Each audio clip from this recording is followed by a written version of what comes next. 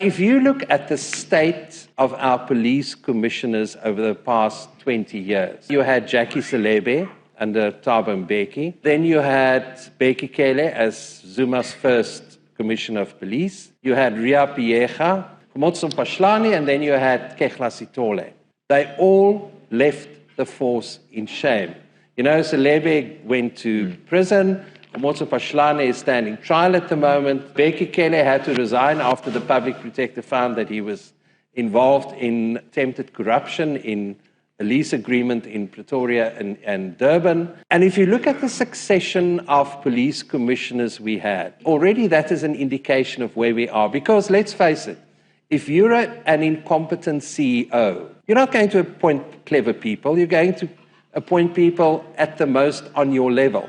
You know, if you look at Kehla Sitole, for example, he's an old homeland policeman without an academic qualification. And remember that the Commissioner of Police is, in many ways, our #1 civil servant. There's no bigger State Department, no bigger budget. He then appointed as his second in command, Lieutenant General Francina Vuma, who was with him in KwaNdebele, was also a homeland policeman. That's the quality of leadership in the police we've had for 2 decades now. And it's not going to change because there's a culture in the police, in the top echelons, don't rock the boat. And there's certainly evidence for this. To a certain extent, mediocrity is acceptable.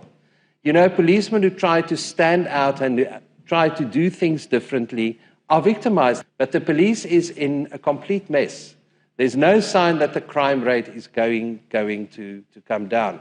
And then you have Bheki Cele as the Minister of Police. He has no moral authority to occupy that post because he was fired as the Commissioner of Police.